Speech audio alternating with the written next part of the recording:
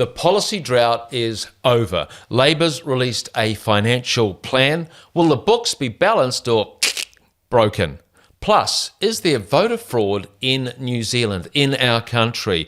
A whistleblower in hiding, an alleged gang threat. This one is spicy as. Finally, Act's proposing one law for all.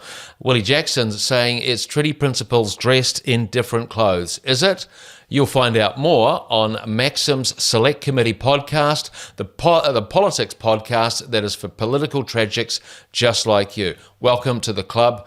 Marianne, research manager from Maxim Institute, Marianne Spurtle, and Thomas Scrimger, researcher as well. Let's rip into it, guys.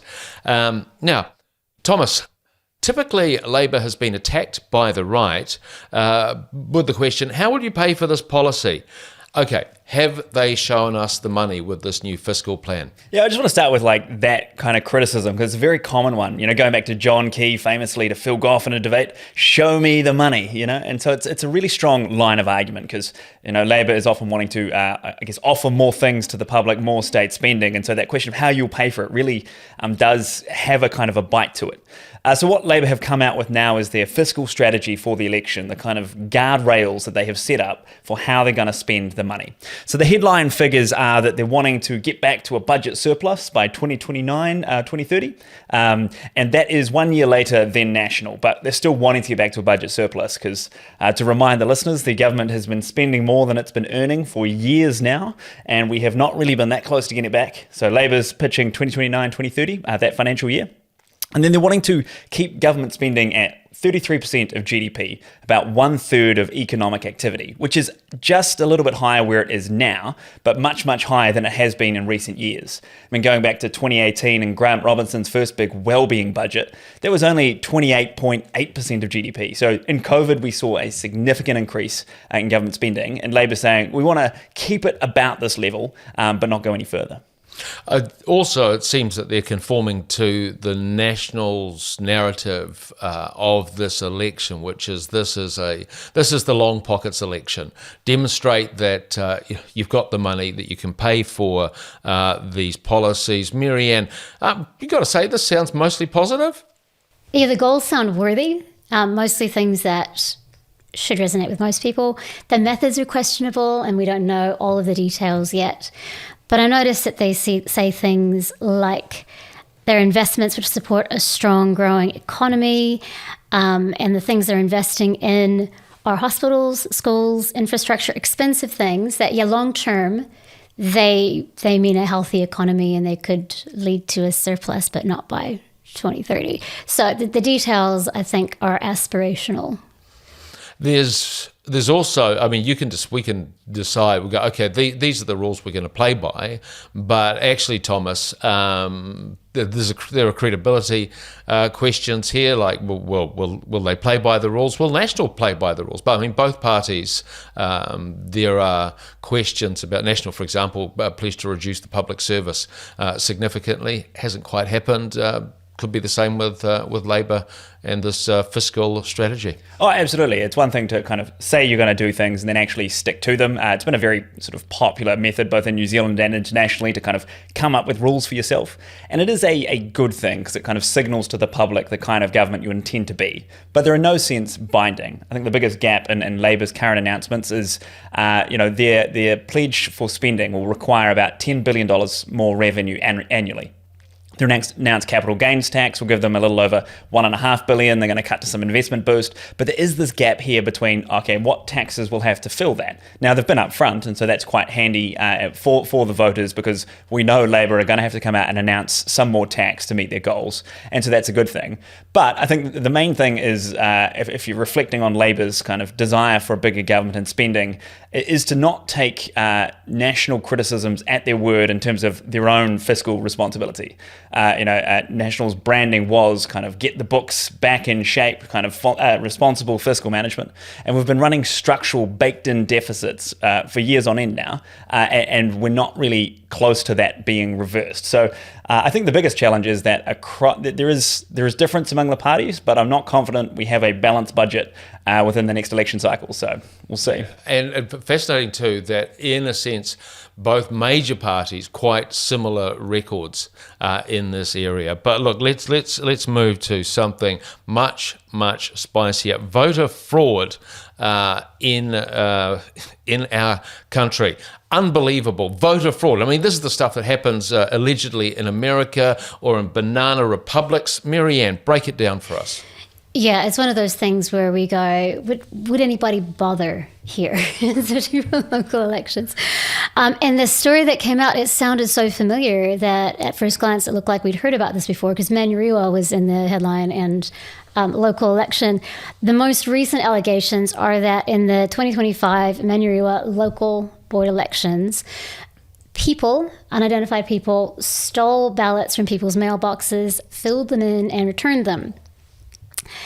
Now, the whistleblower apparently is anonymous. There have been threats against their safety, apparently by gangs, this is alleged. So it kind of gives us the sense that if any of this is true, there are some dark forces at work in the local body election. Actually, just want to jump in there because I wasn't aware that gangs were that politically involved. So could we say this is a positive for engagement in the political process with certain members of the community? We'll see if the allegations are true or not and have a judgment. There's always a silver lining, isn't there? The not silver lining to this is that it echoes past stories. And these didn't even make big headlines, so people might not be aware, but there was actually a redo in the election in the Papatoe local election from 2025. A judge found that people had done the same thing, obtained and fraudulently returned other voters' ballots. So they did a redo of the 4 who'd been elected. 3 of them returned, 1 didn't, so the redo did change the results.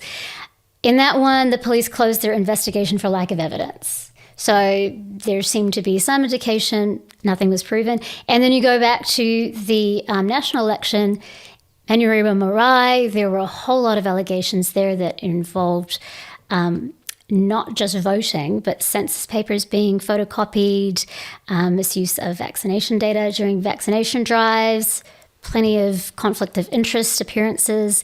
And again, the Police and Serious Fraud Office found insufficient evidence of criminal corruption. However, they did identify that there was some wrongdoing at some level. So we've got the perception at the very least, and quite likely some people in some places who are interfering with elections, and that just doesn't help with trust.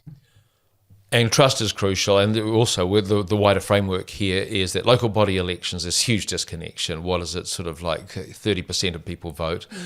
So that's going to erode that likely further.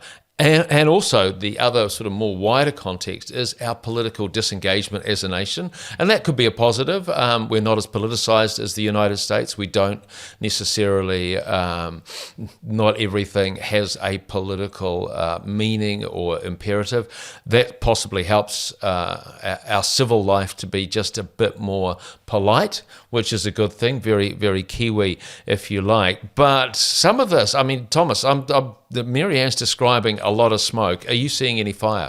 Well, I'd like to say, Tim, we've actually got a solution. You're talking about the problem of disengagement.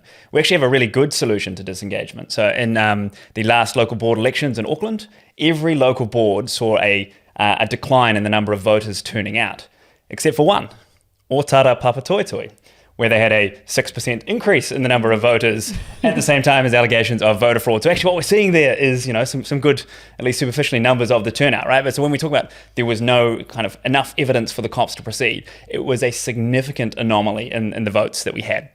And part of the challenge with low voter turnout in local body elections is it becomes much easier to kind of tilt. If you thought about, if we have a turnout in the 30% range, you need fewer votes, and if we double turnout, the 60%, you'd have to do a lot more. I think what it really does call into question, though, is postal voting.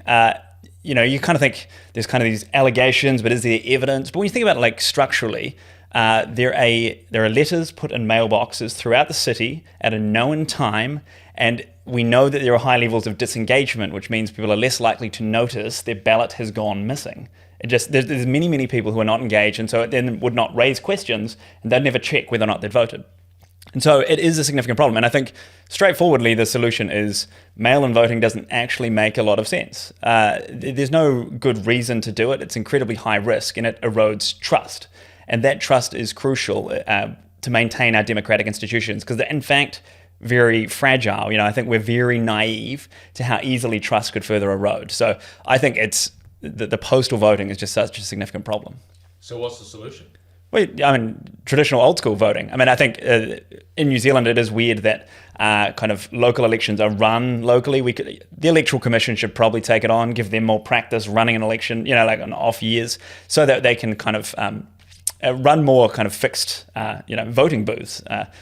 People do have to show up, and that's an extra burden, but it also makes it a more significant activity. The problem with postal voting is it just sits on your counter and I'll do that. Oh, no, it passed, I forgot, right? And so I think in-person ballot-based voting, and that goes a long way for the local body concerns. And indeed, I believe you've written in the past that the way to incentivize voting is not to make it easier, to make it harder.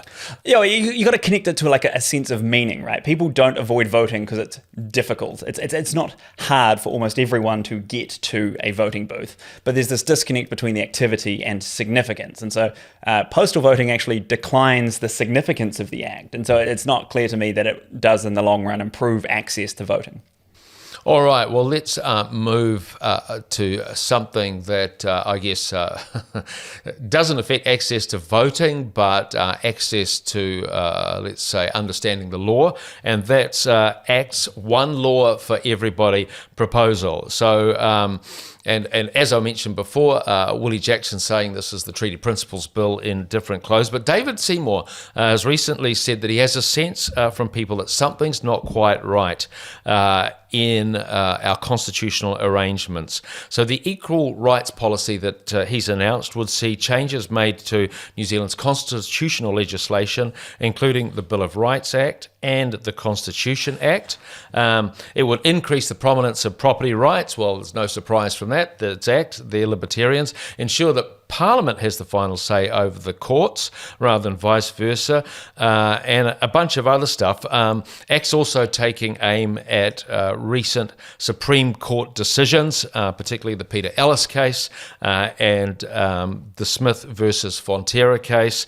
The policy would rein in quote-unquote activist judges. Marianne, what's Act doing here? I think they're identifying something that people see is problematic. Activist judges can take the intention of something and change it. I haven't looked at the details of what they're proposing, so I don't have an informed opinion about what's good and bad about it, but I do know that Act, they need a little bit of outrage. A little bit, but not too much. I think the Treaty Principles Bill, they might have seen that it ended up being a real gift to Te Whāti Māori. And they're probably moderating it, bringing back some of the issues that they saw resonated with people. And yeah, I think they want a little outrage. Can I suggest then that rather than generating outrage, it's spice?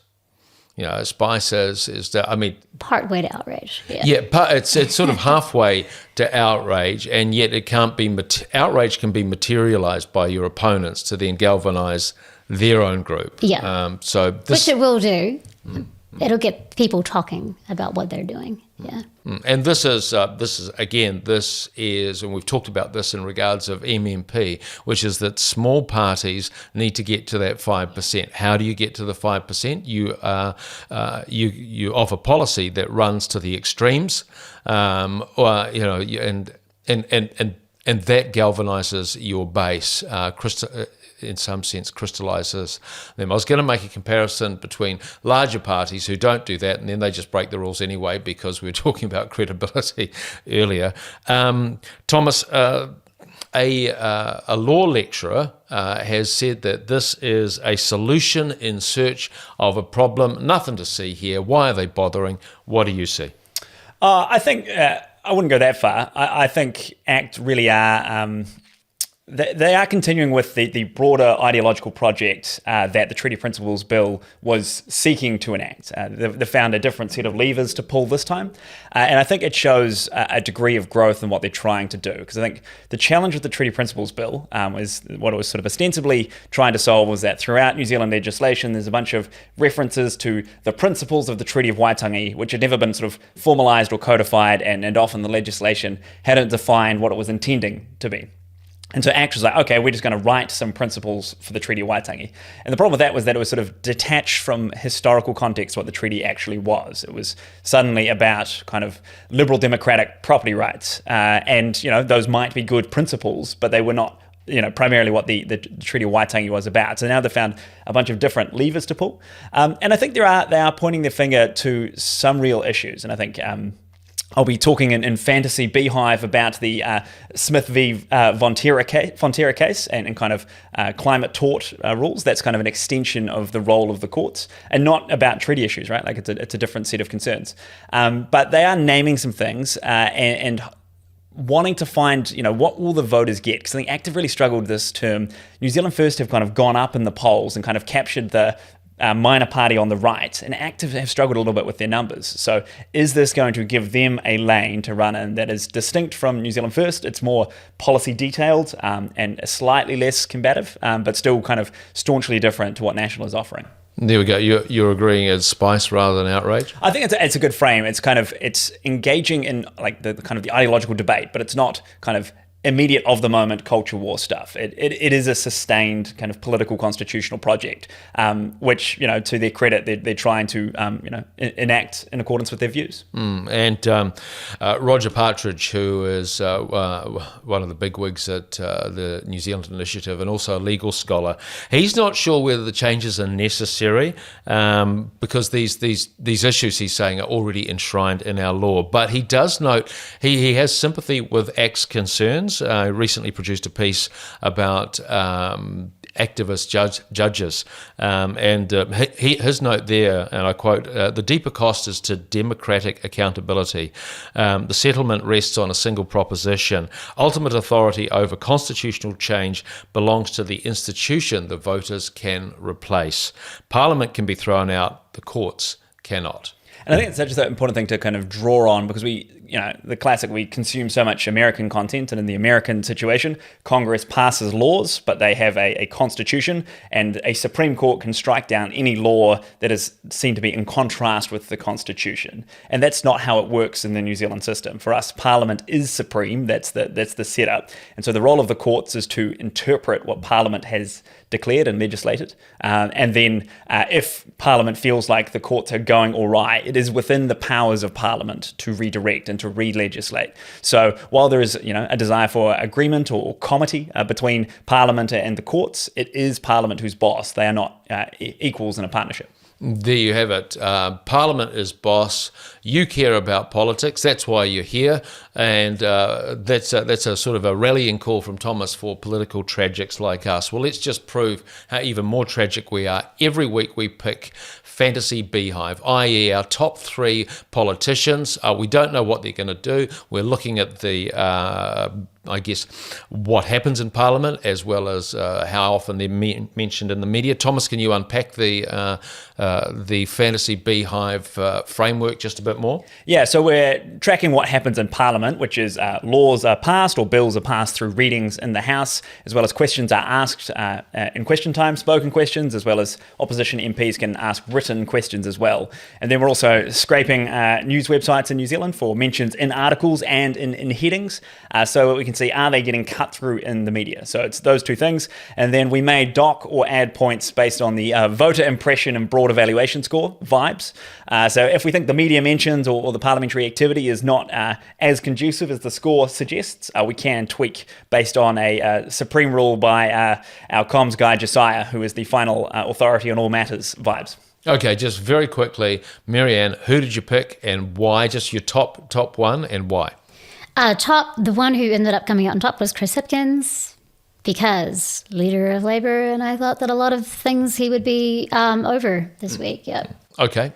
Thomas? Well, I was kind of sulking about losing so often because my theory had been I want to pick like niche politicians, and that had been my approach. And then I realized, wait, the reason the well-known ones are well-known is because they are doing a lot of things. And so then I went really cynical this week, and with the kind of the fallout of the National Party coup, Paul Goldsmith picked up a couple of extra portfolios. So he is currently the minister for 11 different things. And so I'm like, something's got to happen in one of those portfolios. And so I was like, that's a good cynical pick, given the number of responsibilities he's carrying.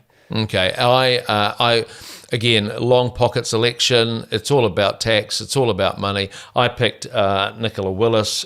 Boy, that was a dumb idea. So I'm I'm going to announce here. I'm going to announce that I withdraw from the competition. I only got 5. And that's because, it just wasn't about that this week. Marianne, what did you get? My total points, 19. 19, that's pretty strong. Tim, you're going to have to tap out. I will say my second pick got 5 points. So, we get 3 picks and so sort of beat you in one. But Paul Goldsmith paid dividends. I came out with 27 points overall, primarily driven by the Smith v. Vonterra case. In response to that legal case going through the courts, Paul Goldsmith has brought through legislation that has essentially said the courts cannot recognise a tort claim for climate damage because Parliament has already legislated for that with the emissions trading scheme. So relevant to the, ACT party policy, but Paul Goldsmith has brought through legislation that's passed through and racked him out a bunch of points. Okay, so that's a long-winded way of saying you won. I won. There we go. Marianne, we're going to do better next week. And look, so will you. I promise, because you'll be back here next week. This is the Select Committee. Thanks for watching. Please like and subscribe. You want more of this, measured but spicy, to use the overused word of the podcast, sort of filleting of the political situation. Thanks for watching. See you next week.